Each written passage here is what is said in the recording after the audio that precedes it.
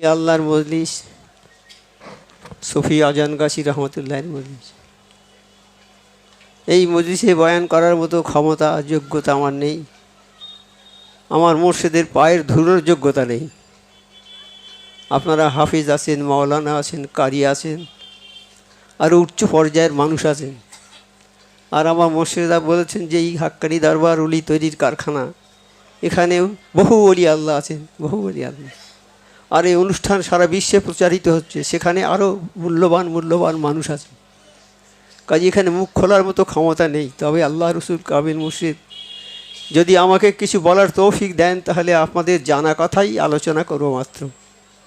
আর এই বলার মধ্যে যদি কোনো ভুল বা বেয়াদবি হয়ে যায়, আল্লাহর ওয়াস্তে ক্ষমা করে দেবেন।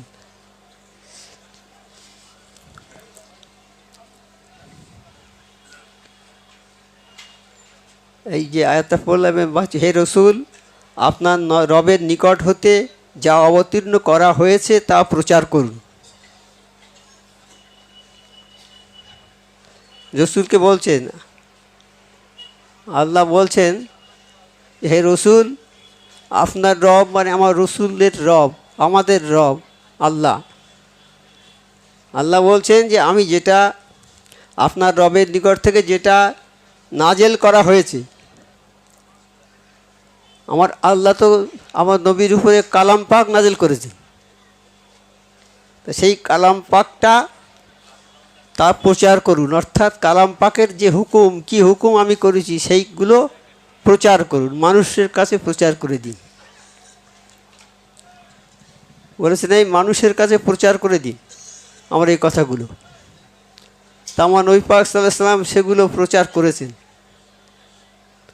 সেই কালাম পাকের কথা, আল্লাহর কথা,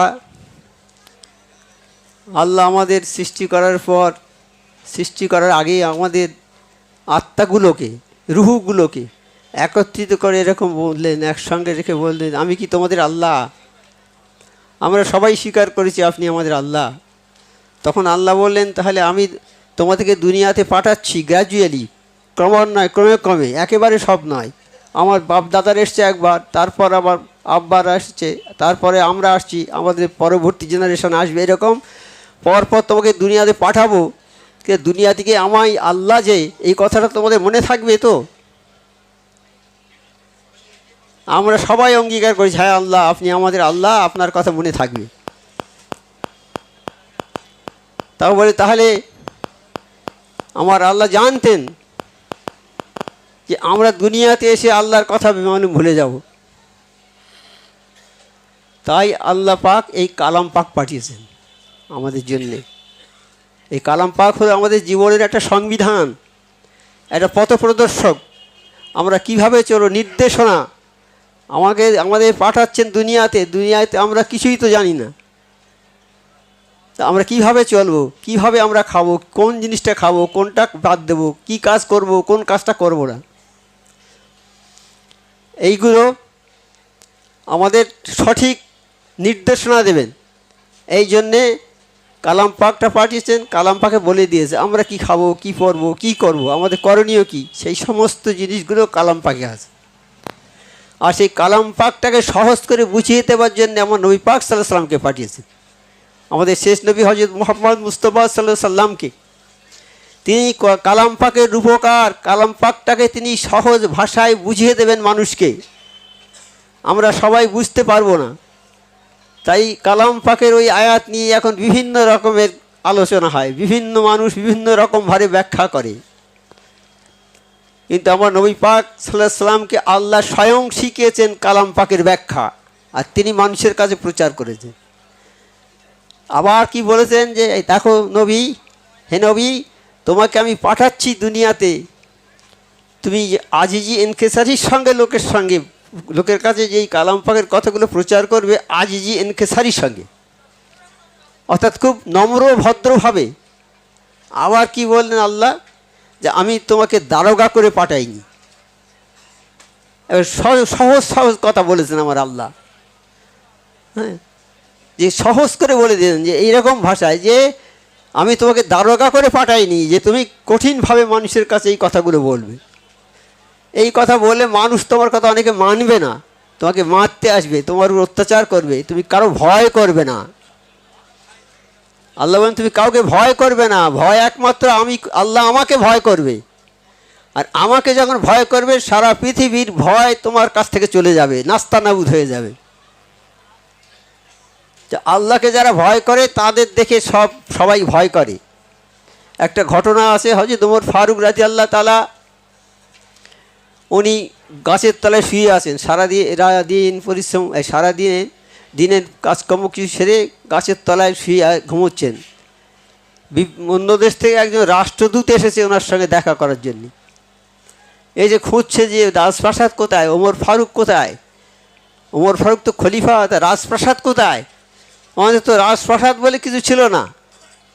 রাজা বাদশাহ যেমন রাজপ্রাসাদের সিংহাসনে বসে থাকে সেরকম কিছু ছিল না। সাধারণ মানুষের মতো এরকম রাজ দরবার ছিল, সেখানে বসেই সব আলোচনা হতো। আর আলোচনা সেরে গিয়ে ক্লান্তি হয়েছে, গিয়ে এক গাছতলায় শুয়ে আছে, ছায়ায়, গাছের ছায়ায় গাছতলায় শুয়ে আছে।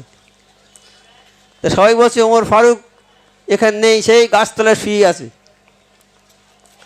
তখন সেই সাংবাদিক, এই রাষ্ট্রদূত যাচ্ছে, যেতে যেতে ওমর ফারুকের দেখা পেয়েছে। দেখা পেয়ে তার দিলের মধ্যে একটা কম্পন শুরু হয়ে গেছে। সে রাষ্ট্রদূত, আমার এরকম হচ্ছে কেন? আমি তো বড় বড় রাজ দরবারে যাই, সব জায়গায় যাই, আমি কত সাহসী লোক, কিন্তু এটা আমার এরকম হচ্ছে কেন? আমার দিলের মধ্যে যেন থরথর করে কাঁপছে ওমর ফারুকের দেখে। তাই ওমর ফারুক যদি উঠে কথা বলে তাহলে তো সে অজ্ঞান হয়ে যাবে। তো এটা হলো কেন? যে ওমর ফারুকের মধ্যে আল্লাহর ভয় ছিল। যার মধ্যে আল্লাহর ভয় থাকবে পৃথিবীর সমস্ত ভয় নাকাম হয়ে যাবে তার কাছে, পৃথিবীর সমস্ত কিছু তাকে দেখে ভয় করবে। সেই জন্য আল্লাহর ভয় যাদের মধ্যে আছে তারা কোনো খারাপ কাজ করতে পারবে না। আল্লাহর ভয়টা হচ্ছে একটা কষ্টি পাথর। এই আল্লাহর ভয় যাদের মধ্যে থাকবে তারা কোনো অন্যায় কাজ করতে পারবে না।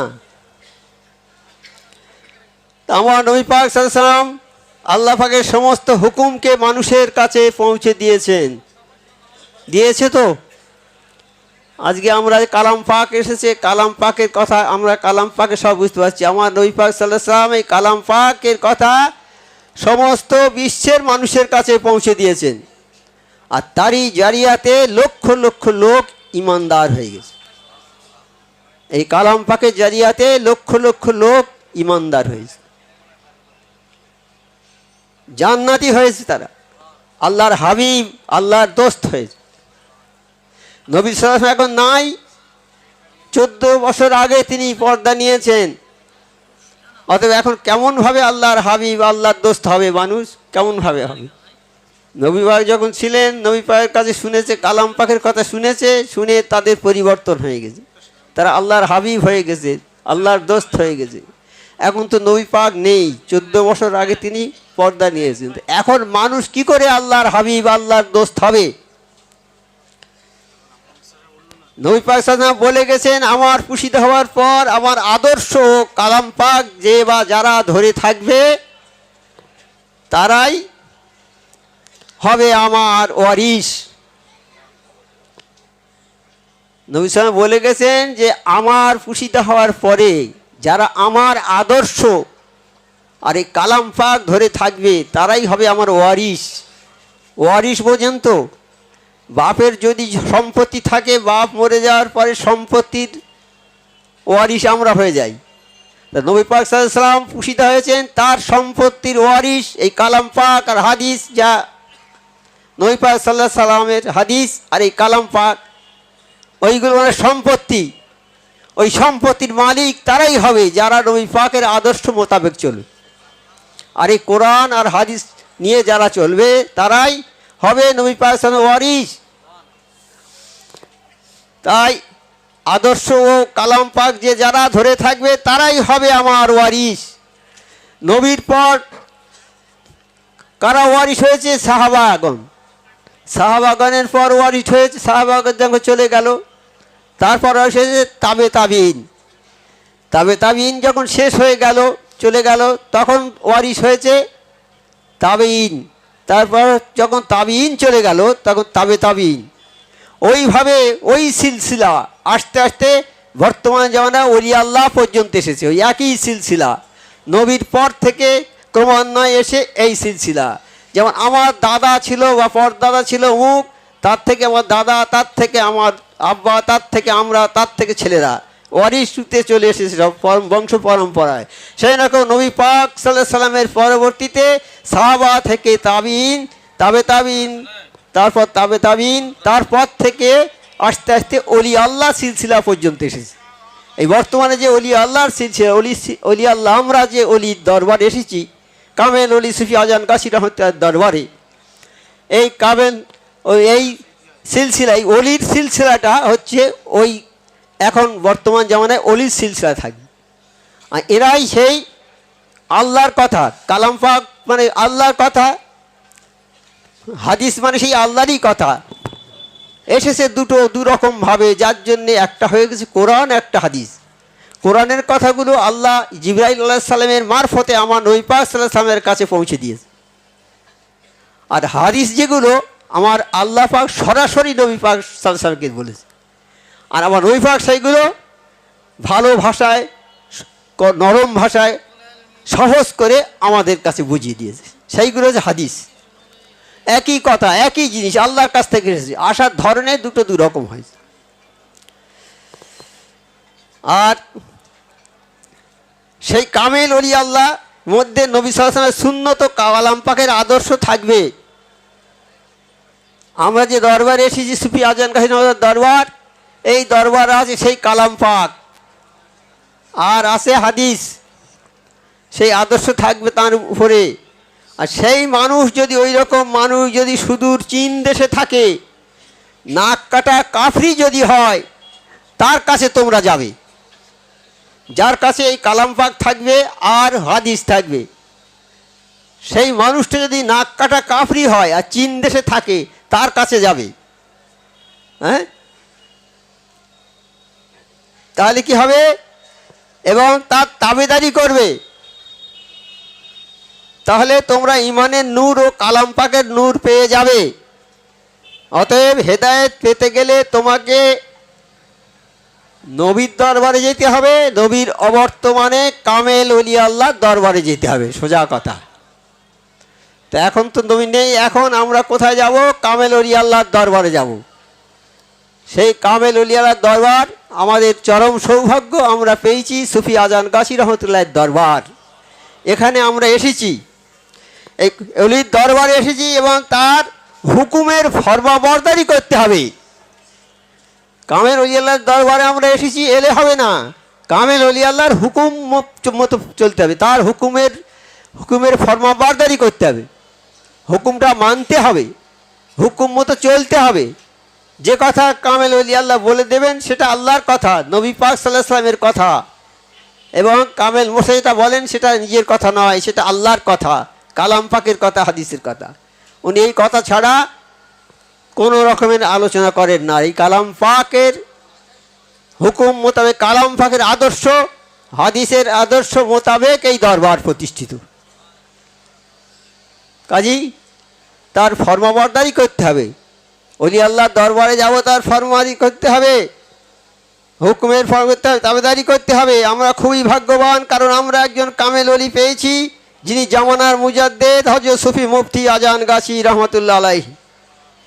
তিনি 4 তরিকার 8 মুর্শিদের খেদমত করে, 4 তরিকা আছে, তার তরিকার 8 জন মুর্শিদের খেদমত করে তিনি অলি মুর্শিদা হয়েছেন। লক্ষ লক্ষ মানুষ তার দরবার এসে হেদায়েত পাচ্ছে। অলির দরবার হলো নূর, অলির দরবার হলো নূর, আর অলির দরবারের মজলিস হলো নূরের মজলিস। तमाम ফিতনা ফাসাদ থেকে বাঁচানোর জারিয়া হলো এই অলির দরবার। तमाम ফিতনা ফাসাদ, জীবনে যত খারাপি আসুক, যা কি যাক, সেই সমস্ত বালা বিপদ থেকে বাঁচানোর জারিয়া হলো কামেল অলি আল্লাহর দরবার। तमाम ইনসান খাসারার মধ্যে, সমস্ত ইনসান খাসারার মধ্যে, খারাপির মধ্যে, তার মধ্যে যারা কালাম পাক পড়েছে, আমল করেছে, ঈমান এনেছে, নামাজ পড়েছে এবং আল্লাহর হুকুম মোতাবেক সমস্ত কাজ করেছে, তারাই খাসারার মধ্যে নয়। সমস্ত মানুষ, ইনসান সব খাসারার মধ্যে, খারাপির মধ্যে। কিন্তু ওই মানুষগুলো বাদ, যারা নামাজ পড়েছে, অজিফা পড়েছে, কালাম পাক পড়েছে, তারা বাদে আর বাকি সবাই খাসারার মধ্যে। সাহাবাগণের ইতিহাস, পূর্ব জীবনে তারা ছিলেন আগপরস্ত, মানে আগুনের পুজো করত, আগুন এইসব বিভিন্ন রকমের দেবদেবীর পুজো করত সাহাবারা প্রথম জীবনে। তারা নবী পাক সাল্লাল্লাহু আলাইহি ওয়াসাল্লামের দরবারে আসলেন, আর নবী সাল্লাল্লাহু আলাইহি ওয়াসাল্লামের মুখে কালাম পাকের বাণী শোনার পর তারা পাক পবিত্র হয়ে গেল। তাহলে সাহাবারা কি ছিল? আগে খারাপ মানুষ ছিল, তারা আগপ্রস্ত ছিল, তারা যুদ্ধ করতো সব সময়, অন্যায় বিচার ছিল না। হ্যাঁ, ওই দেশে যদি কোনো বিদেশ থেকে লোক আসতো, ভ্রমণ করতে আসতো, তার মেরে ধরে লুটপাট করে সব কেড়ে নিত, নেশা করতো, যত রকমের খারাপ কাজ আছে সব করতো সাহাবারা। কিন্তু নবী পাক আসার পরে যখন নবী পাক যখন জাহিদ হলেন, তার দরবারে সাহাবারা আসলেন, আসার পরে নবী পাক সাল্লাল্লাহু আলাইহি ওয়াসাল্লামের মুখে কালাম পাকের কথা শুনে তারা পরিবর্তন হয়ে গেল, তাদের জীবনে পরিবর্তন হয়ে গেল। কালাম পাকের কথা শুনে তারা পাক পবিত্র হয়ে গেল। পূর্বের যে চরিত্র ছিল, পূর্বে যেমন ছিল সেই চরিত্র তাদের আর থাকলো না, সেই চরিত্র পরিবর্তন হয়ে গেল।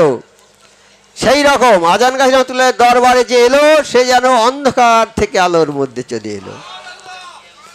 নবীর দরবারে গিয়েছে যারা, যেমন তাদের পরিবর্তন হয়েছে, আজান গাজী রহমাতুল্লাহর দরবারে যারা এসেছে তাদের মধ্যে সেই রকম পরিবর্তন হয়ে গেছে। হ্যাঁ, তারা পাক পবিত্র হলো, এরা নূতন জীবন লাভ করলো। আজ যারা অলির দরবারে এলো না, আজ যারা অলির দরবারে এসে আমল করেছে, এই দুপক্ষ কি সমান হবে? যারা অলির দরবারে এসেছে আর যারা আসেনি, কখনো সমান হবে না। শুধু তাই নয়, যারা অলির দরবারে এলো এবং আদবের সঙ্গে বসলো, শুধু তাই নয়, যারা অলির দরবারে এলো এবং আদবের সঙ্গে বসলো, মাওলানা রুম রহমতুল্লাহ বলেছেন তারা 100 বছরের বেরিয়া ইবাদতের সওয়াব পাবে। আমরা কতদিন বাঁচবো বাবা? 20, 50, 100 বড় জোর, তার বেশি নয় তো। কিন্তু সামান্য কয়েক মিনিট, কয়েক সেকেন্ড এই দরবারে আদবের সঙ্গে বসার কারণে 100 বছরের বেরিয়া ইবাদতের সওয়াব। 100 বছরের বেরিয়া মানে 100 বছর ইবাদত করবে, সেই ইবাদতের মধ্যে কোনো রিয়া থাকবে না, কোনো অহংকার থাকবে না, নিরহংকার ইবাদত।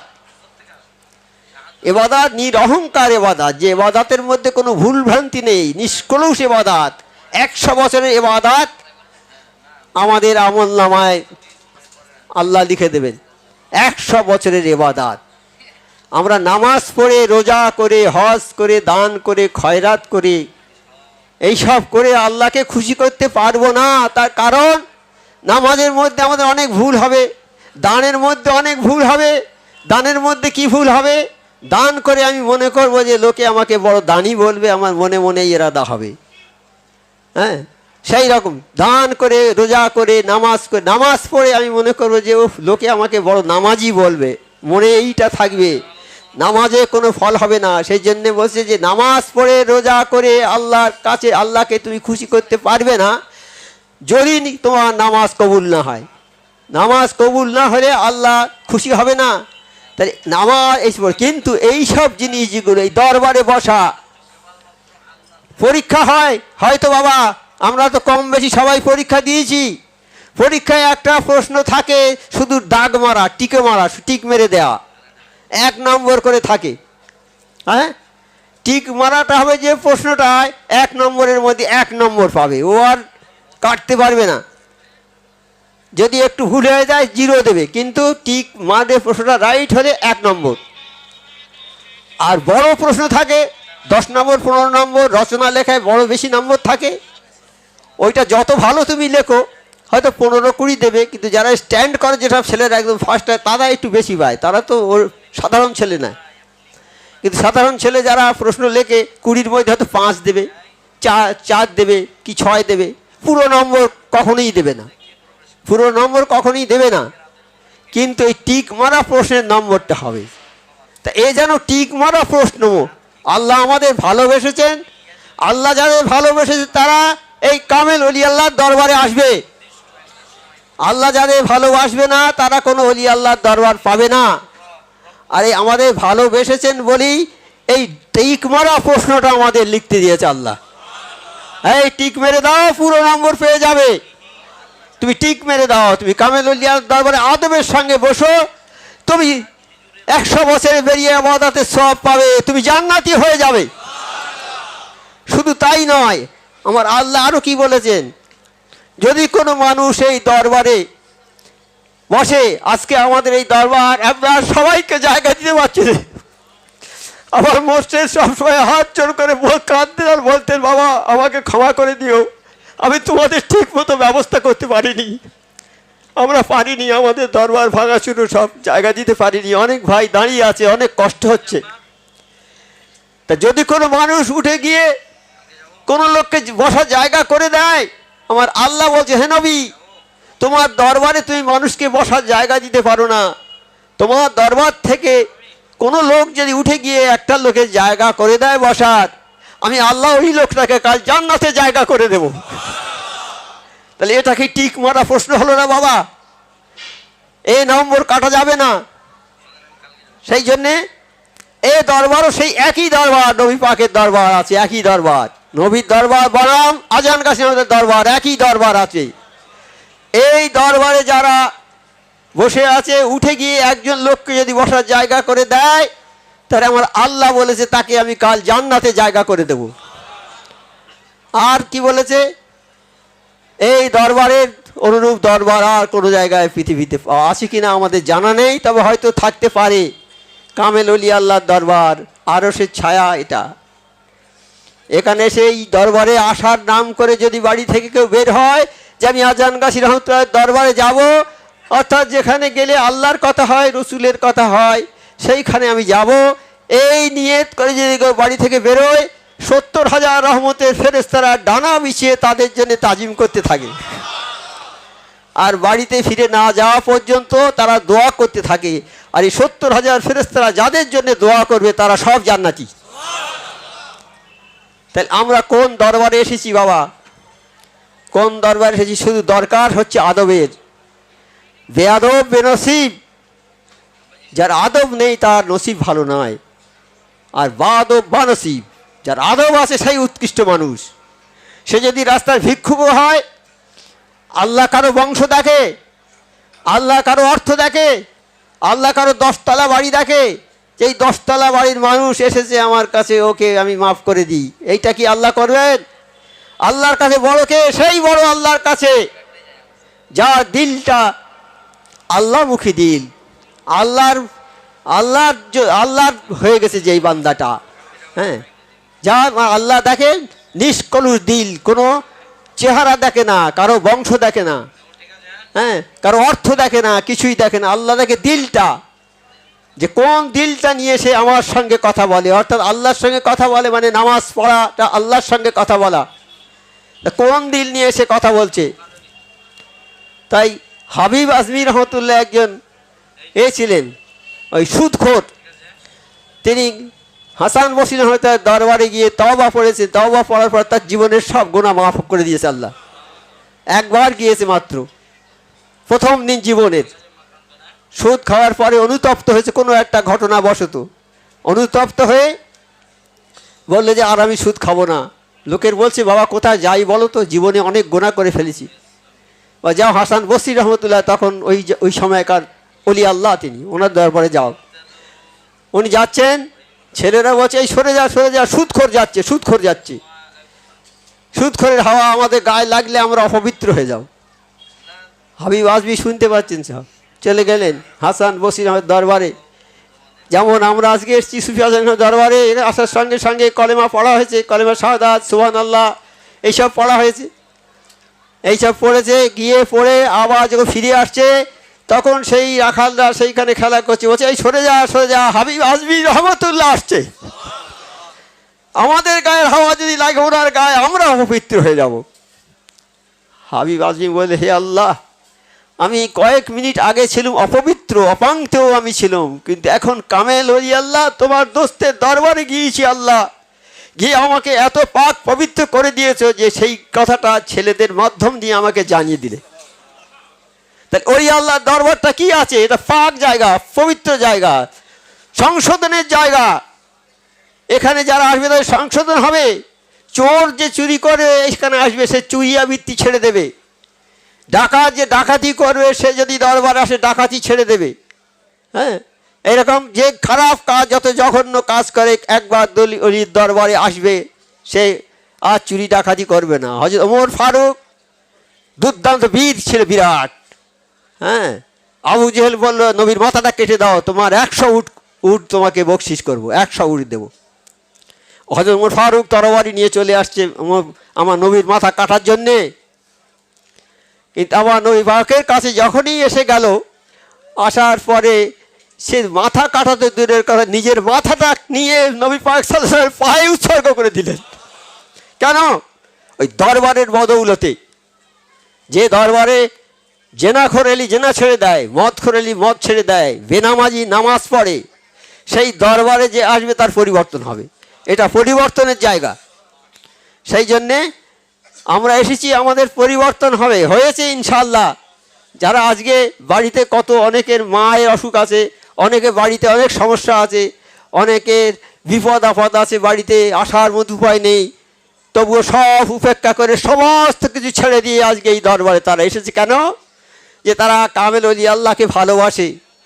আর কামেল ওলি আল্লাহর ডাক মানে নবী পাক সাল্লাল্লাহু আলাইহি ওয়াসাল্লামের ডাক, আর নবী পাক সাল্লাল্লাহু আলাইহি ওয়াসাল্লাম ডাক মানে আল্লাহর ডাক। কাজে এই ডাকটা পরোক্ষ হবে আমার আল্লাহ পাকের ডাক। কাজে এই ডাকে আমরা এসেছি, আমরা সবাই জিন্দা হয়ে গেছি। অর্থাৎ আমরা কি মরে আছি এখন নাকি সবাই? না, আমাদের দিলটা জিন্দা হয়ে গেছে। দিলটা, যাদের দিল মুর্দা ছিল, মুর্দা দিল জিন্দা হয়ে গেছে।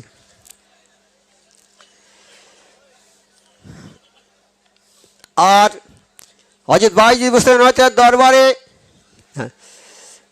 নূতন জীবন লাভ করলো। আর যারা ওলির দরবারে এলো না, যারা ঘরে বসে আছে বিনা কারণে, সেই ঘরে বসে থাকা মানুষ আর কামেল ওলির দরবারে যারা এলো, তারা কি এক হবে? কোনোদিন এক হবে না। আল্লাহ সবাইকে রহমত করতে চান, তোমরা কেউই আল্লাহর রহমত থেকে বঞ্চিত হবে না। হ্যাঁ, মুর্শিদ কেবলা রহমতুল্লাহের দরবারে তোমাদেরকে পড়ে থাকতে হবে। পড়ে থাকতে থাকতে তুমি ফল পাবে।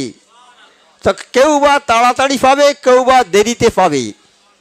আর আমার মুর্শিদ সুফি অফিসি কেবলা রহমতুল্লাহ বলেছেন যে এই দরবারে তোমরা ফল পাবে, কেউ দেরিতে, কেউ তাড়াতাড়ি ফল পাবে। হযরত বায়জিদ বুস্তামি রহমতুল্লাহর দরবারে একজন মুরিদ 30 বৎসর ছিলেন। হযরত বায়জিদ বুস্তামি, ওনার দরবারে ওনার মুরিদ ছিলেন 30 বৎসর। তিনি কিন্তু কোনো ফল পাননি। কেন পাননি? তার দিলের মধ্যে ছিল তকব্বরি, অহংকার। অহংকার ছিল তার দিলের মধ্যে। তা অহংকার যদি সূচের আগায় যতটুকু পরিমাণ জিনিস ধরে, সূচাগ্র পরিমাণ অহংকার যদি কারো দিলের মধ্যে থাকে, সে জান্নাত পাবে না। আর সূচাগ্র পরিমাণ যদি ঈমান থাকে, আগুন তাকে জ্বালাবে না। তাহলে অহংকার। আজাজিল কে ছিল? আজাজিল, হ্যাঁ আজাজিল শয়তান হয়েছে। আগে কি ছিল? জেনের সন্তান। ও দরবারে আসলো, নবী পাক সাল্লাল্লাহু আলাইহি ওয়াসাল্লামের দরবারে এসে কি করলো? ওই এইরকম দরবারে এসেছে, দরবারে এসে নামাজ পড়তো খুব। নামাজ পড়ে পড়ে 6 লক্ষ বছর ইবাদত করেছে। 6 লক্ষ বছর ইবাদত করে আল্লাহকে খুশি করে ফেলেছে। আল্লাহকে খুশি করে ফেলেছে। তখন আল্লাহ ওকে একটা বড় পোস্ট দিয়েছে। কি পোস্ট? যে ফেরেশতাদের সর্দার। ফেরেশতাদের সর্দার করে দিয়েছে। কিন্তু সেই ফেরেশতার সর্দার আল্লাহর একটা হুকুম মানেনি। কি হুকুম? বলেছিল আদমকে সিজদা করো। ও তর্ক করেছিল যে আমি আদমের চেয়ে বড়, আমাকে আগুন থেকে করেছেন, আমার গতি ঊর্ধ্ব দিকে, আদমের মাটি দিয়ে করেছেন, আদমের গতি নিচের দিকে, তা আপনি কি করে আমাকে বলছেন সিজদা করতে? এটা তো হয় না। আমার আল্লাহ বলেন, আমি তো এ কথা বলিনি কে বড় আর কে ছোট, এ কথা আমি বলিনি। আমি বলেছি সিজদা করো, আমার হুকুম করেছি আমি। আমার হুকুমটা পালন করো। করলো না, আর কিছু তো করেনি, সে কারো টাকা পয়সা কেড়ে নেয়নি, ডাকাতি করেনি, কারো মারিনি, শুধু ওইটা বলেছে যে আমি আদমের চেয়ে বড়, অর্থাৎ অহংকারের কথা, যার জন্য কি হলো 6 লক্ষ বছরের ইবাদত নষ্ট হয়ে গেল। 6 লক্ষ বছর ইবাদত করে যে সব নষ্ট হয়ে গেল, থাকলো না ওই সামান্য একটা কথার জন্যে। তা সেই রকম এইগুলো আমাদের জন্য সাবধান বাণী, এগুলো আমাদের জন্য হুঁশিয়ারি, এগুলো আমাদের জন্য সতর্কতামূলক কথা। আমরা যদি ওই রকম অহংকার আমাদের দিলে থাকে, আমাদের নামাজ হবে না, রোজা হবে না, যদি বা করে থাকি অনেক রোজা নামাজ, সব 1 সেকেন্ডে ধ্বংস হয়ে যাবে। তাহলে কত সাবধানে আমাদের চলতে হবে, হ্যাঁ, কত সাবধানে চলতে হবে। মানুষের সঙ্গে আমার আল্লাহ বলেছেন নবীকে, হে নবী, তুমি আমার এই কথাগুলো মানুষকে জানিয়ে দেবে আজিজির সঙ্গে, ভদ্রতার সঙ্গে, নম্রতার সঙ্গে, নম্রতার সঙ্গে, ভদ্রতার সঙ্গে। তবে জবানটাকে ঠিক করে ভালোভাবে কথা বলবে। তাই কোনো একজন বেদুইন নবী পাক সাল্লাল্লাহু আলাইহি ওয়াসাল্লাম গিয়ে বলছে, আল্লাহ নবী, আমাকে এমন একটা উপদেশ দিন, এমন একটা কাজ দিন যে কাজটা করলে আমি যেন জান্নাতে যেতে পারি। তা আমার নবী পাক সাল্লাল্লাহু আলাইহি ওয়াসাল্লাম বলেন, বাবা তোমার এই জবানটাকে হেফাজত করো, জবানটাকে হেফাজত করো, তাহলে তুমি জান্নাতে যাবে। নামাজ রোজা এগুলো তো করতে হবে টুকটাক, নামাজ রোজা ঠিক মতো করো, আর জবানকে সংযত রাখো। আরও একটা হাদিসে আমার নবী ভাষা বললেন, তোমরা যদি তোমাদের নিজের জবানটাকে সংযত রাখো আর গুপ্ত অঙ্গকে হেফাজত করো, তাহলে আমি তোমাদের জন্য জান্নাতের গ্যারান্টি। আমরা জানি এই উপদেশ যদি মানি, তাহলে আমাদের এই দরবারে আসা সার্থক, নচেত কোনো সার্থক নেই। আমরা যে ইবাদত করব, ইবাদতগুলো আমাদের হেফাজত করতে হবে, হেফাজত করতে হবে। হেফাজত করতে গেলে কামেল ওলি আল্লাহ যেভাবে আমাদের বলবেন, আমাদের সেইভাবেই চলতে হবে। তার হুকুমের বাইরে গেলে আমাদের সব নষ্ট হয়ে যাবে। আর কামেল ওলি আল্লাহ যে কথা বলেন, আল্লাহর কথা, রসুল সাল্লামের কথা একই তিনি বলেন, তিনি নিজের থেকে কোনো কথা বলেন না। তো আমরা যে দরবারে এসেছি, আমার আজমগা সৌতার দরবারে, উনি যে কথা আমাদের বলবেন, আমরা সেই কথা যেন অক্ষরে অক্ষরে পালন করতে পারি, তাহলে আমাদের ফায়দা হবে, নচেত সব নষ্ট হয়ে যাবে। মোর্শেদ সুফি অফিসি কেবলা রহমতুল্লাহ আরও পরিষ্কার করে ব্যাখ্যা করে বললেন, তুমি মোর্শেদ কেবলা রহমতের দরবারে থাকো, ফায়দা পাবে। অফিসি কেবলা রহমতুল্লাহ, অফিসি কেবলা রহমতুল্লাহ আমার সাবল শেখ হুজুর আমার আগে উনি ছিলেন। উনি বোধহয় 35 বছর এই দরবারে খেদমত করেছেন। 35 বছর তো 38 বছর, 38 বছর খেদমত করেছেন উনি। সেই ক্লাস 8-এ যখন পড়ে তখন থেকে চলে এসেছে। অনেক ইতিহাস আছে, সে কথা বলা এখন যাবে না, সম্ভব নয়। উনি ওই 8-এ পড়েন যখন, সেই সময় চলে এসেছেন, জামা নেই, প্যান্ট, একটা হাফ প্যান্ট পরে থাকতো, চলে এসছে এই দরবারে। সেই থেকে এখানে এসে আর ফিরে যায়নি দেশে। অফিস কেবলা রহমতুল্লাহ তিনি বলেছেন কি, তোমরা আল্লাহর কাজ করো, ফায়দা পাবে, দুনিয়াতে পাবে, দুনিয়াতে না পেলে কবরে পাবে, কবরে না পেলে হাসরে পাবে, পাবেই, কোনো সন্দেহ নেই। তাহলে আমরা ফায়দা নিশ্চয়ই পাবো ইনশাল্লাহ। আল্লাহ বলে, হে নবী, আমি তোমাকে সমস্ত নিয়ামত দিয়ে পরিপূর্ণ করে পাঠিয়েছি। নবীকে আল্লাহ সমস্ত নিয়ামত দিয়ে পরিপূর্ণ করে পাঠিয়েছে। আল্লাহ আরও বললেন, আমাকে যারা ভালোবাসতে চায়, আল্লাহ বললেন, আল্লাহ কি বললেন, আমাকে যারা ভালোবাসতে চায়, অর্থাৎ আল্লাহ নিজে বলছে যে আমাকে যারা ভালোবাসতে চায় তারা যেন আমার নবীকে ভালোবাসে, তাহলে আমাকে ভালোবাসা হবে। আমরা যদি নবীকে ভালোবাসি তাহলে আল্লাহকে ভালোবাসা হবে। আল্লাহ বলছে যে আমার নবীকে তোমরা ভালোবাসো, আমার নবীকে যদি ভালোবাসো তাহলে আল্লাহ আমাকে ভালোবাসা হবে। সাহাবীগণ সেই নিদর্শন দেখিয়েছেন, সাহাবীগণ সেই নিদর্শন দেখিয়েছেন। নিজের জান অপেক্ষা সাহাবাগণ নবী সাল্লাল্লাহু আলাইহি ওয়াসাল্লামকে ভালোবাসতেন। হ্যাঁ, একদিন হযরত ওমর ফারুককে বলছে, হে ওমর, তুমি আমাকে কেমন ভালোবাসো? তা ওমর ফারুক রাদিয়াল্লাহু তাআলা বললেন, আমি আপনাকে আমার ধন সম্পদ বিবি বাচ্চা অপেক্ষা ভালোবাসি, কিন্তু আমার জানের চেয়ে আপনাকে ভালোবাসতে পারিনি। তখন আমার নবী পাক সাল্লাল্লাহু আলাইহি ওয়াসাল্লাম বলে, হে ওমর, তোমার ঈমানটা এখন পাকা হয়নি, এই বলে আমার নবী পাক সাল্লাল্লাহু আলাইহি ওয়াসাল্লাম হযরত ওমর ফারুকের সিনাতে একটু হাত এরকম দিয়ে দিলে। একটু হাত যখন দিয়ে দিলে, হাতটা যখন টেনে নিলেন, বলছে, হে আল্লাহ নবী, আমি আমার জানের চেয়ে আপনাকে ভালোবাসি। নবী সাল্লাল্লাহু আলাইহি ওয়াসাল্লাম স্পর্শে তার হৃদয়টা পরিবর্তন হয়ে গেল। বলছে আমি জানের চেয়ে ভালোবাসি। তাই এর নিদর্শন আছে। হযরত আবু বকর সিদ্দিক রাদিয়াল্লাহু তাআলাকে একদিন বললেন আমার নবী পাক সাল্লাল্লাহু আলাইহি ওয়াসাল্লাম, হে আবু বকর, একদিন যেতে হবে।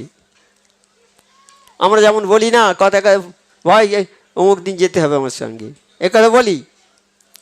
তখন সে জিজ্ঞেস করে কোথায় যাবো, কি বৃত্তান্ত জিজ্ঞেস করে। কিন্তু হযরত ওমর আবু বকর সিদ্দিক রাদিয়াল্লাহু তাআলাকে বলে, হে আবু বকর, একদিন যেতে হবে। কোথায় যেতে হবে, কখন যেতে হবে, এ কথা বললেন না। আর আবু বকর সিদ্দিকও জিজ্ঞেস করলেন না যে হে আল্লাহর নবী কখন যেতে হবে, কোথায় যেতে হবে, কিছুই না বলে উনি বাড়িতে ফিরে এলেন। আর সেই দিন থেকে দিনে সারাদিন তো কাজকর্ম করে বেড়ায়, রাত্রে শোয় আর বিছানায় শোয় না। একটা পুটলি বেঁধে হাতে করে নিয়ে আর দরজাতে পিঠ থেকে, এইরকম দরজায় পিঠ থেকে সারা রাত দাঁড়িয়ে থাকে।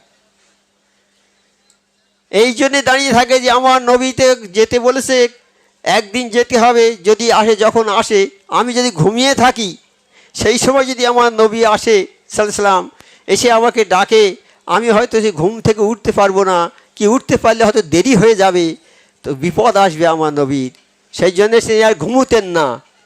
একদম প্রতিদিন সন্ধ্যে থেকে আর একটা পোটলা হাতে করে নিয়ে আর ওই এইরকম হেলান দিয়ে দরজায় পিঠ দিয়ে হেলান দিয়ে এরকম চুপ থাকতেন, সারা রাত জেগে থাকতেন। কতদিন জেগেছে তার কোনো সীমা নেই। একদিন হঠাৎ এসে দরজায় টোকা মেরেছে, আবু বকর চলো বেরিয়ে এসো। আবু বকর সঙ্গে সঙ্গে টোকা দেওয়ার সঙ্গে সঙ্গে বেরিয়ে নবী পাক সাল্লাল্লাহু আলাইহি ওয়াসাল্লামকে নিয়ে হিজরত করলেন। সেই হিজরতের সময় চলে গেলে, তাই যদি একটু দেরি হতো হয়তো শত্রুরা এসে ধরে ফেলতো। সেই জন্যে কীরকম তারা নবী পাক সাল্লাল্লাহু আলাইহি ওয়াসাল্লামের হুকুম মেনেছে, নবী পাক সাল্লামকে জানের চেয়ে ভালোবেসেছে। হযরত আবু বকর একথা বুঝেছিলেন, তাই তিনি একটা পুটলি হাতে নিয়ে দরজার পাশে দাঁড়িয়ে থাকতেন। কখন আমার নবী আমাকে ডাকবে, আমার নবী যখন ডাকবেন আমি সেই সময় যদি ঘুমিয়ে পড়ি তাহলে আমার নবীর ডাকে সাড়া দিতে পারবো না, আমি খারাপির মধ্যে পতিত হব। সেই ভয়ে তিনি রাতের ঘুম ত্যাগ করে একটা পুটলি হাতে জেগে দরজার পাশে দাঁড়িয়ে থাকতেন। সত্যি সত্যি একদিন রাত্রে আল্লাহর নবী সাল্লাল্লাহু আলাইহি ওয়াসাল্লাম এসে আবু বকরের দরজাতে করাঘাত করলেন, বলে আবু বকর চলে এসো। বলার সঙ্গে সঙ্গে তিনি নবী সাল্লাল্লাহু আলাইহি ওয়াসাল্লামের সঙ্গে হিজরত করলেন। এই রকম ভালোবাসা আজ পর্যন্ত কেউ দেখাতে পেরেছে কি? কেউ পেরেছে? সেই জন্যে তাদের দরজা আলাদা, তারা দরজা আলাদা। আবু বকরের সিদ্দিকীর দরজা আলাদা। হযরত জুনায়েদ বাগদাদী রাহমাতুল্লাহকে জিজ্ঞেস করা হলো, একজন ওলি আল্লাহ, তাকে জিজ্ঞেস করা হচ্ছে আম লোক আর আপনাদের মধ্যে তফাৎ কোথায়? আম লোক নয়, সাধারণ লোক আর ওলি আল্লাহ, এদের মধ্যে তফাৎটা কোথায়? জুনায়েদ বাগদাদী রাহমাতুল্লাহ বললেন, হাক্কানি দুরশিপূর্ণ একবার,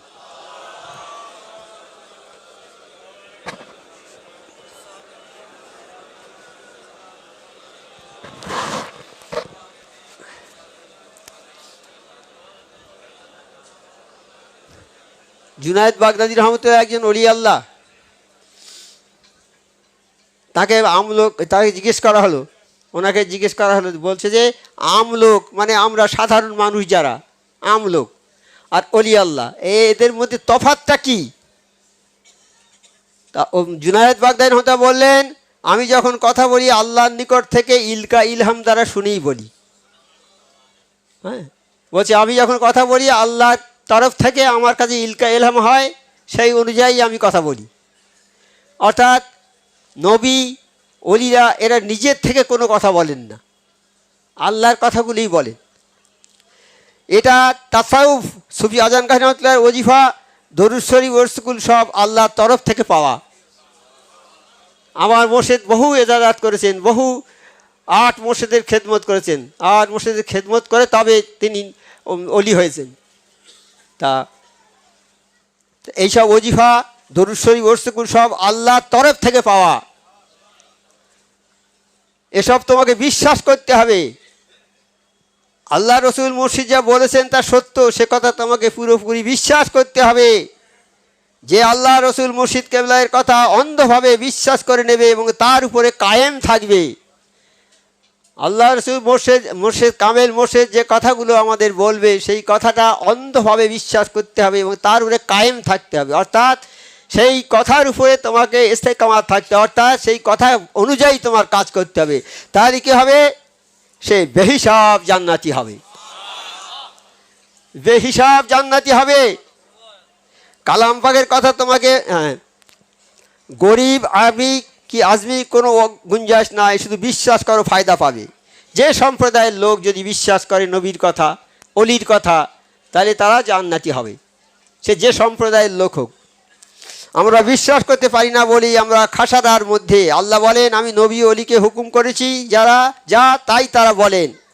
আল্লাহ বলে, হে নবী, তুমি সমস্ত মানুষকে অন্ধকার থেকে আলোর মধ্যে আনো। আল্লাহ নবীকে হচ্ছে, নবী তুমি সমস্ত মানুষকে অন্ধকার থেকে আলোর মধ্যে আনো, অর্থাৎ মানুষ সব অন্ধকারের মধ্যে আছে, অর্থাৎ তারা জানে না, আল্লাহকে জানে না, নামাজ কি জানে না, তারা নেশা করে, এ করে, ব্যবসা করে, বিভিন্ন রকম কাজ করে, নামাজও পড়ে না, তাই তারা অন্ধকারের মধ্যে।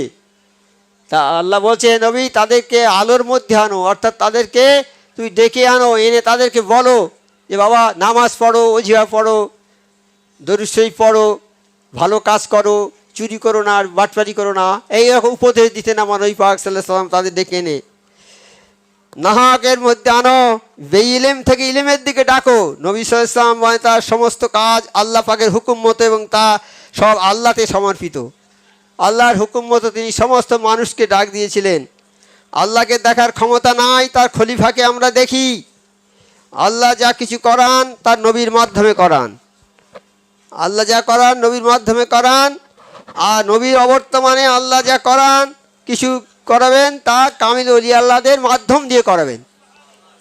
এখন নবী পাক সাল্লাল্লাহু আলাইহি ওয়াসাল্লাম নেই, এখন যেসব কাজ করাবেন আল্লাহ এই কামেল ওলি আল্লাহর মাধ্যম দিয়ে করাবেন, কামেল ওলি আল্লাহদের মাধ্যম দিয়ে। আমরা সেই কামেল ওলি আল্লাহর দরবারে এসেছি, সুফি আজান গাছি রহমতুল্লাহর দরবারে। এই ওলি আল্লাহর মাধ্যম দিয়ে সমস্ত কাজ আল্লাহ আমাদের করিয়ে নেবেন। নবী অলির কাজ কি? নবী আর অলি আল্লাহদের কাজ কি? নবীগণ ও কামিল অলিগণ তোমার অন্তরে দিতে পারে ইমানের নূর ও কালাম পাকের নূর।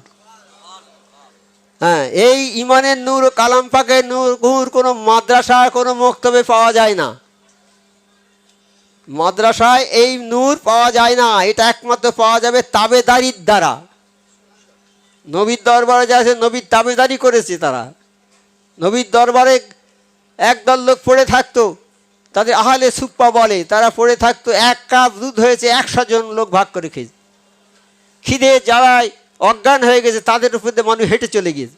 নবীর দরবার তারা ছাড়েনি। হ্যাঁ, নবীর দরবার তারা ছাড়েনি, তারা তাবেদারি করেছে নবী পাক সাল্লাল্লাহু আলাইহি ওয়াসাল্লামের। নবী পাক সাল্লাল্লাহু আলাইহি ওয়াসাল্লাম যত হাদিস বলেছে সব হাদিসগুলো তারা শিখেছে। আজকে যে হাদিসগুলো আমরা পাই, ওই হাদিস লেখা না, হজরত বিভিন্ন রকমের নাম আছে না, হজরত আব্বাস রাদিয়াল্লাহু তাআলা, তারপরে ওই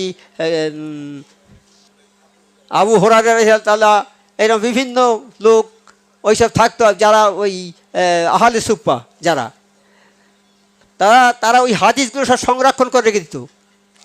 যেসব হাদিস বলেছিলেন আমার নবী পাক সাল্লাল্লাহু আলাইহি ওয়াসাল্লাম সবগুলো সংরক্ষণ করেছে বলে আজকে তো আমরা এই হাদিসগুলো পাচ্ছি। তো ওরা দরবারে পড়ে থাকতো। সেই রকম তোমার মধ্যে ঈমান নাই, তুমি মৃত। যার মধ্যে ঈমান নাই, ঈমান মানে বিশ্বাস নাই। বিশ্বাস কিসে আছে? আল্লাহ আছে এটা বিশ্বাস করতে হবে, নবী আছে এটা বিশ্বাস করতে হবে, কালাম পাক বিশ্বাস করতে হবে। এসব বিশ্বাসের জিনিস। যারা বিশ্বাস এটা করে না তারা অবিশ্বাসী, তারা মৃত। দেখতে পাচ্ছ হেঁটে যাচ্ছে জ্যান্ত মানুষ, কিন্তু মৃত সে। কেন? সে আল্লাহকে মানে না, ঈমান তার মধ্যে নেই। ঈমান যার মধ্যে নেই সে মৃত, আর যার মধ্যে ঈমান আছে সে জিন্দা। তুমি নবী অথবা নবীর অবর্তমানে কামিল ওলি আল্লাহর দরবারে যাও, তিনি ঈমানের নূর, কালাম পাকের নূর তোমার মধ্যে প্রবেশ করিয়ে দেবেন। ঈমানের নূরটা মানে বিশ্বাসটা তোমার মধ্যে ঢুকিয়ে দেবে, আর কালাম পাকের নূর তোমার মধ্যে প্রবেশ করিয়ে দেবেন, আর তোমার মৃত দিল জিন্দা হয়ে যাবে। আমরা যারা বিশ্বাস করি না, আল্লাহকে অবিশ্বাস করি, তাদের দিলটা মৃত। তারা এমনি ঘুরে বেড়াচ্ছে মানুষ, কিন্তু তারা মৃত মানুষ বলছে। যতক্ষণ না তুমি নবী অথবা অলির দরবারে যাবে, তুমি অন্ধকারের মধ্যে, তুমি যতক্ষণ না অলির বা নবীর দরবারে বা অলির দরবারে যাবে, ততক্ষণ তুমি মৃত বা অন্ধ, তুমি, তোমার চোখ নেই। কালাম পাক এবং নবী সাল্লাল্লাহু আলাইহি ওয়াসাল্লাম হুকুমের মধ্যেই সমস্ত আছে। আল্লাহ রসুল মুর্শিদের হুকুমের বাইরে যত কাজ সব শয়তানের কাজ। আল্লাহ রসুলের হুকুম মতো কেউ যদি হুকুম না করে, সেও শয়তান। আল্লাহ রসুলের হুকুম মোতাবেক কোনো মানুষ যদি বলে সুফি আজান গাছির দরবারে যাও, আজান গাছি রহমতুল্লাহ দরবারে যাও, হাক্কানি ওজিফা পড়ো, কিংবা সালানা স্কুলে একটা পোস্টার মেরে দাও, এটা প্রচার এবং কোটি কোটি নেকি পাবে। কেউ যদি বলে যে বাবা হাক্কানি দরবারে যাও, আজান গাছি দরবারে যাও, হ্যাঁ, হাক্কানি ওজিফা পড়ো, আর এই সালানা স্কুল হচ্ছে একটা পোস্টার মেরে দাও, তাহলে এটা প্রচার। এই প্রচারের চেয়ে বড় কাজ আর নেই, মস্ত বড় প্রচার এটা। দুনিয়াতে আল্লাহ কালাম পাক প্রচার আমাকে সকল বিপদ বালা মুসিবত থেকে বাঁচাবে। এই দুনিয়াতে আল্লাহর কালাম পাক প্রচার আমাকে, বা নবী পাক সাল্লাল্লাহু আলাইহি ওয়াসাল্লাম বলছেন, এই দুনিয়াতে এই কালাম পাক প্রচার, এইসব প্রচার আমাকে দুনিয়ার মানুষ মুসিবত বালা মুসিবত থেকে বাঁচাবে। আল্লাহ নবীকে, হে নবী তুমি প্রচার করো, যদি প্রচার না করো তুমি রিসালাতের কাজ করলে না। নবীকে যে পাঠিয়েছে প্রচার করার জন্য, সেই কাজ যদি না করে, বলছে আল্লাহ তোমার নবুয়তটা আমি কেটে নেবো, নবীর দপ্তর থেকে তোমার নাম কেটে দেবো। বলছে তুমি যদি আমার এই কথাগুলো প্রচার না করো, নবীর দপ্তর থেকে তোমার নাম কেটে দেবো। আল্লাহ, হে নবী তুমি প্রচার না করো, তোমার নবুয়তের দপ্তর থেকে বাদ দেব। নবীর একটা দপ্তর আছে আলাদা, অলিদের দপ্তর আছে। তা যদি তুমি, হে নবী তুমি যদি আমার কথাগুলো প্রচার না করো, আমার নবীর দপ্তর থেকে তোমার নাম কেটে দেব। আল্লাহ বলে, হে নবী তুমি মানুষকে ভয় করবে না, ভয় করবে একমাত্র আমি আল্লাহকে। আর আমাকে ভয় করলে আর সমস্ত ভয় নাস্তা নাবুদ হয়ে যাবে। আল্লাহকে যে ভয় করবে তার আর কোনো ভয় থাকবে না। আল্লাহর ভয় যার মধ্যে আছে সে নামাজ কাজা করবে না। আল্লাহর ভয় যার মধ্যে আছে সে ব্যবসা বাণিজ্য করবে, ন্যায়সঙ্গত হবে, মালে কম দেবে না ওজনে। আল্লাহর ভয় যার মধ্যে আছে সে পরের সম্পদ জোর করে হস্তগত করবে না। আল্লাহর ভয় যার মধ্যে আছে সে কাউকে একটা কঠিন কথা বলবে না। আল্লাহর ভয় যার মধ্যে আছে কোনো মানুষকে সে গালি দেবে না। আল্লাহর ভয় যার মধ্যে আছে সে মা বাপকে সেবা করবে। আল্লাহর ভয় যার মধ্যে আছে সে বড়দের সম্মান করবে। আল্লাহর ভয় যার মধ্যে আছে ছোটদের স্নেহ করবে। আল্লাহর ভয় যা আছে, যত আল্লাহ যেসব কাজ করতে বলেছে, আমার মোর্শেদ যেগুলো কাজ করতে বলে সব কাজগুলো করবে। তারা সব ভালো কাজের মধ্যে থাকবে, কোনো খারাপ কাজ করবে না। আল্লাহর ভয়টাই হচ্ছে একটা কষ্টি পাথর। এই আল্লাহর ভয় থাকলে যে কোনো খারাপ কাজ সেই মানুষের দ্বারা হবে না, যে আল্লাহকে ভয় করবে। যারা ঈমান এনেছে আর ঈমান আনে নাই, তারা অন্তত সবাই আমার মুর্শিদ আজান গাছি তার নামটা জানুক সবাই। কোনো এক জায়গায় ওর স্কুল করতে গিয়েছে, আমাদের পীর ভাইরা গ্রামে ঢুকতে দেবে না তারা। আমার হুজুর করার কাছে ফোন করেছে, পুশিদা হুজুর করা, সাহসী হুজুর করার কাছে ফোন করেছে, হুজুর গ্রামে তো ঢুকতে দেয় না, কি করব? বলে ওই রাস্তায় ওখানে দাঁড়িয়েই তোমরা আজান গাছি রহমতুল্লাহ নামটা প্রচার করো, ওখানেই দাঁড়িয়ে নামটাই প্রচার করে দাও। তাই সেই কথা বলছে যে অন্তত সবাই জানুক আজান গাছি রহমতুল্লাহ নামটা। তাই আজ সারা বিশ্বে আমার আজান গাছি রহমতুল্লাহ নাম প্রচার হয়ে গেছে। সেটা বিশেষ করে হয়েছে আমার মুর্শেদ সাহসী হুজুর রহমতুল্লাহের মেহেরবানিতে। তিনি 26টা ভাষায় ওজিফা লিখে সারা বিশ্বে ছড়িয়ে দিয়ে আজকে সারা বিশ্বের মানুষ কম বেশি সবাই জানতে পেরেছে আজান গাছি রহমতুল্লাহ বলে একজন কামেল ওলি আল্লাহ আছে পশ্চিমবাংলায়। এবং বহু বিদেশ থেকে, বহু বাইরে থেকে, আমেরিকা, জাপান, লন্ডন, সেখান থেকে সব পীর ভাইরা আসে এখানে, এই দরবারে সালানা স্কুলে আসে তারা। নবী সাল্লাল্লাহু আলাইহি ওয়াসাল্লাম ওহী হলো তিনি যাদের হাক্কানি দোষীপূর্ণ একবার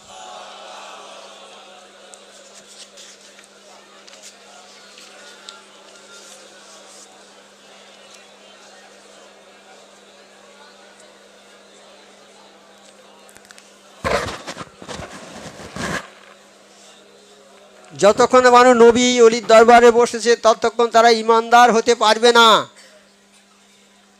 যতক্ষণ না মানুষ কোনো অলি অথবা নবীর দরবারে, নবী থাকলে নবীর দরবারে বসতে হবে।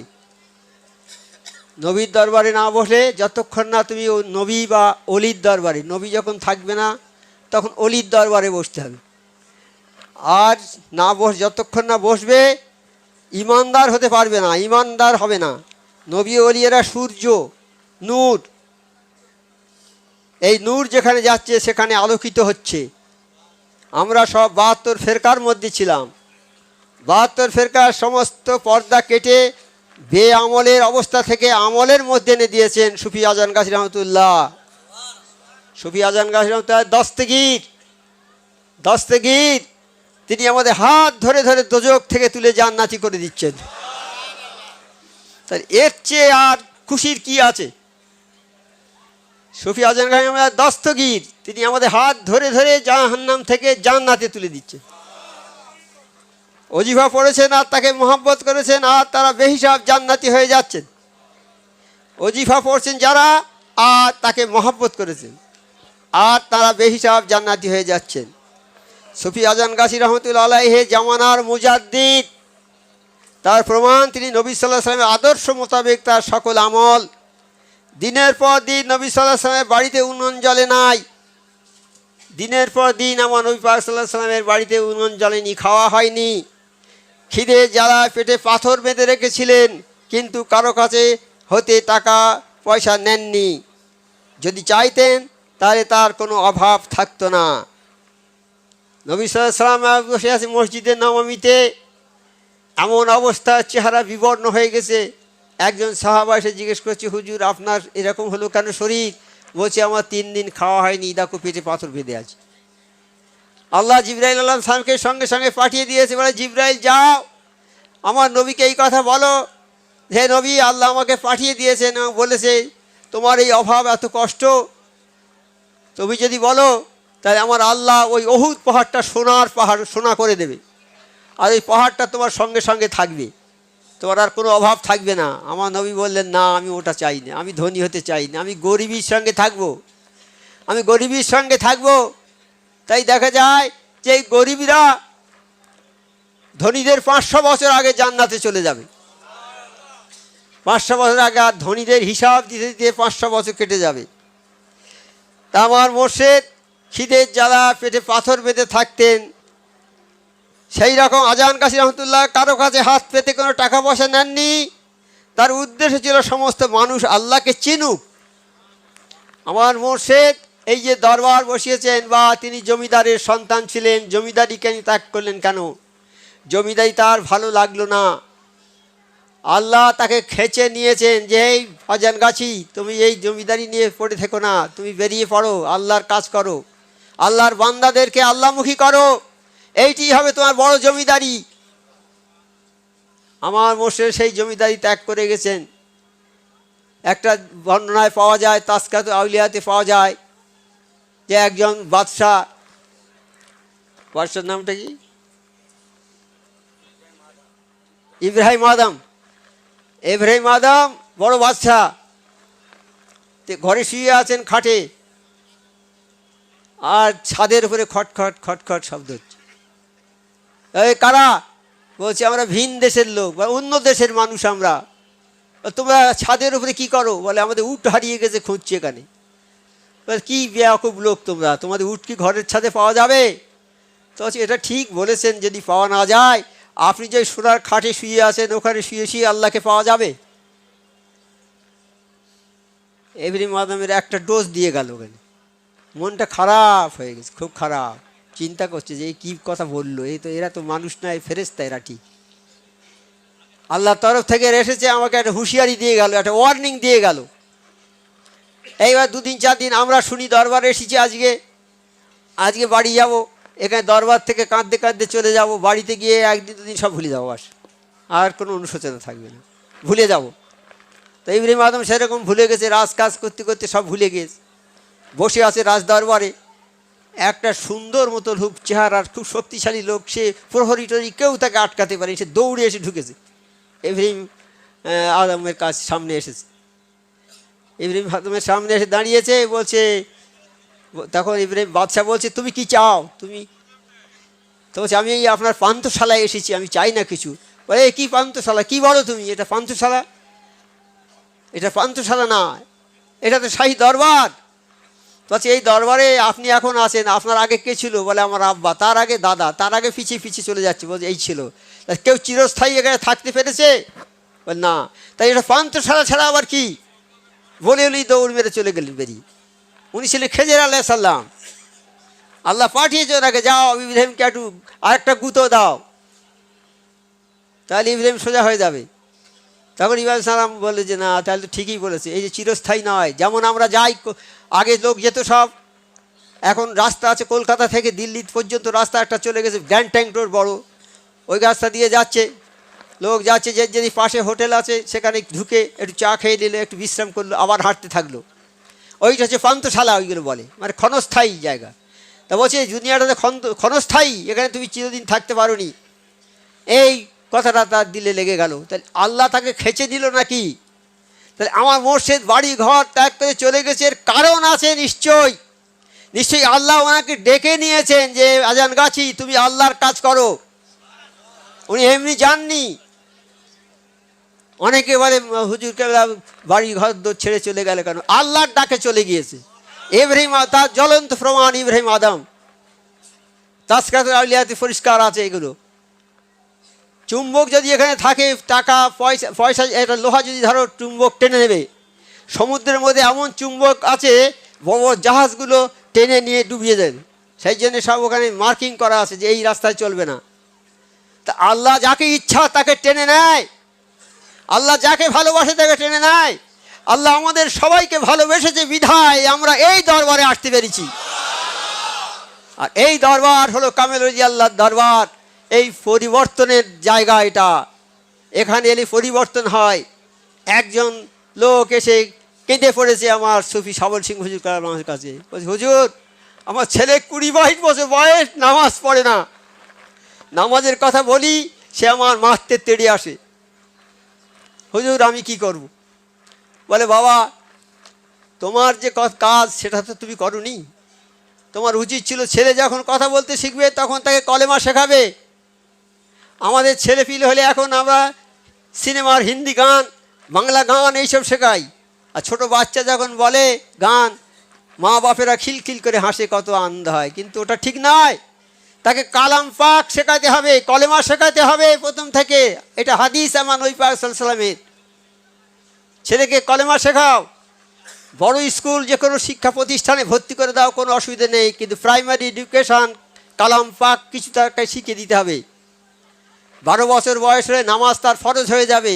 আর ছোটোবেলা ওই ছেলেকে যদি নামাজই ঠিক মতো করা যায়, ও বড় হলে আর নামাজ ছাড়বে না। আর হয়তো ছেলেরা, ছোটো ছেলেরা কাদাকে আমরা যা কিছু করতে পারি, গোল লম্বা চারকোনা করতে পারি। কাদা যখন শুকিয়ে যায়, মাটি হয়ে যায়, সোজা আর করা যায় না, ভেঙে যায়।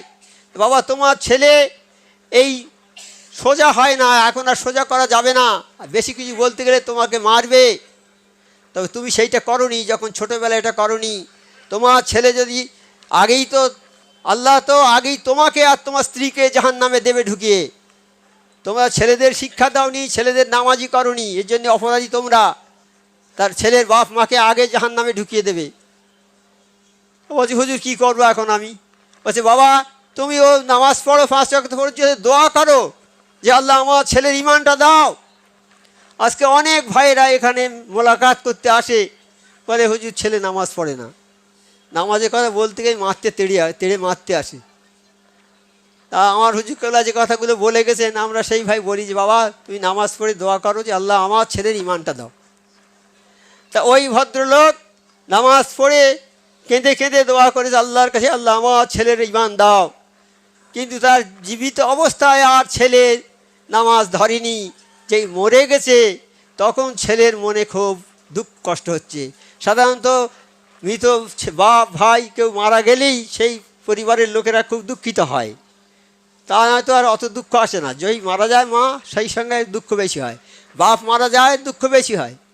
বাপ যখন মারা গেছে তখন তার মনে খুব কষ্ট হয়ে গেছে যে উফ আমার আব্বা তো মারা গেছে, তা আব্বার জন্য একটা ওর স্কুল করে দিই বলে আমার মুর্শিদের কাছে এসছে, সাবল সিং হুজুরের কাছে এসছে। বলছে বাবা তুমি নামাজ পড়ো। যেমন আমরা বলি যে কেউ ওর স্কুল করার কথা বলে, আমরা বলি বাবা নামাজ পড়ো।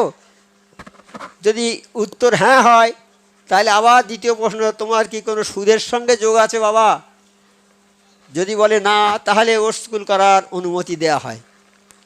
আরও অনেক নিয়মকানুন আছে, মোটামুটি নামাজ পড়বে, নামাজি হবে, পয়সাটার হালাল হবে, সেই তার পয়সা দিয়ে ওর স্কুল হবে। তা বলছে বাবা তুমি নামাজ পড়ো?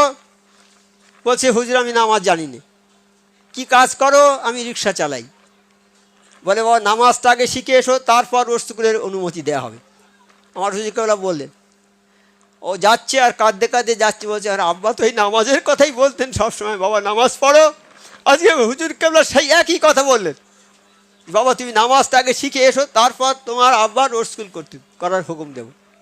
ও বাড়িতে এলো, ওর কাছে গিয়ে হাতে পায়ে ধরে নামাজের সুরো কেরাত শিখে নামাজ পড়ে চলে গেল। হুজুর কেবলার কাছে এলো, হুজুর আমি নামাজ শিখেছি। এবার হুজুর কেবলা পারমিশন দিয়ে দিলে, ওখানে যারা ওর স্কুলের পারমিশন দেয় বলে দিলে ওনারা একটা ওর স্কুলের পারমিশন করে দাও, আচ্ছা করে দিলে। ওর স্কুল হলো।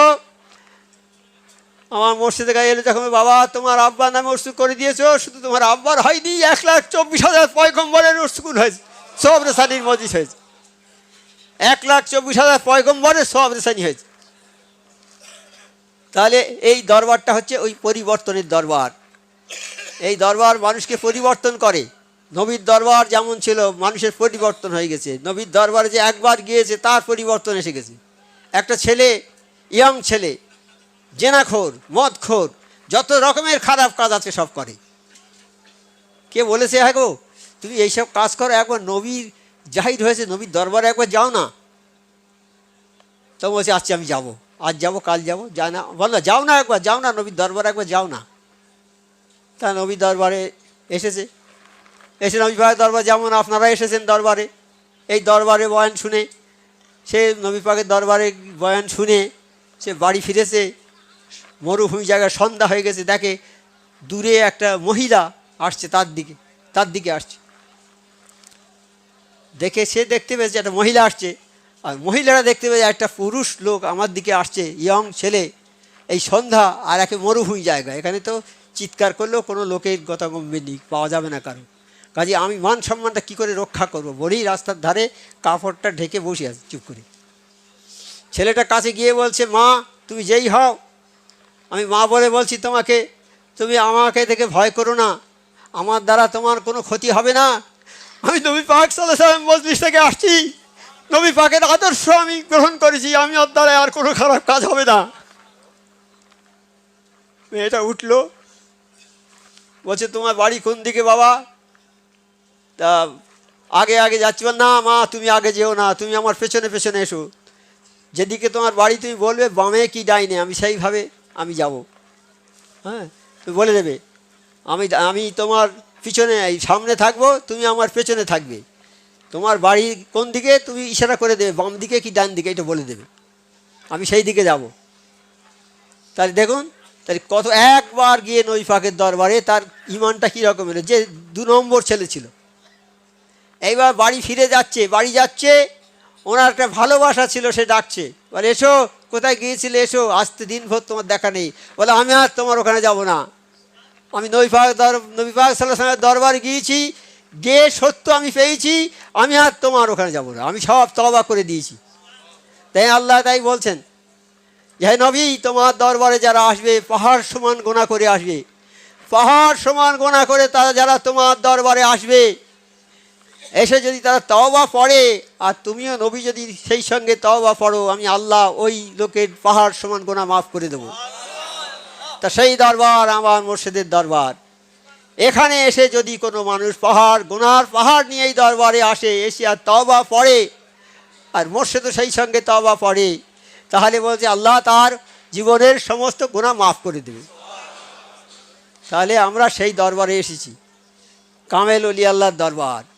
এখানে আমাদের আদবটা শুধু রক্ষা করে চলতে হবে, আর যেগুলো কামাবো আমরা সেগুলো হেফাজত করতে হবে। আল্লাহ যেন আমাদের সবাইকে তৌফিক দেয়, এই দরবারে আসার বসার আমৃত্যু পর্যন্ত যতদিন আমরা বেঁচে থাকি, যেন কালাম এই দরবার আমাদের হাত থেকে না চলে যায়। হাত থেকে ধরলে যদি চলে যায়, দাঁত দিয়ে কামড়ে ধরে থাকবো, এই দরবার ছাড়বো না আমৃত্যু পর্যন্ত। আল্লাহ যেন আমাদের সবাইকে তৌফিক দেয় এই দরবারে আসার এবং বসার। হাক্কানি দোষ পূর্ণ একবার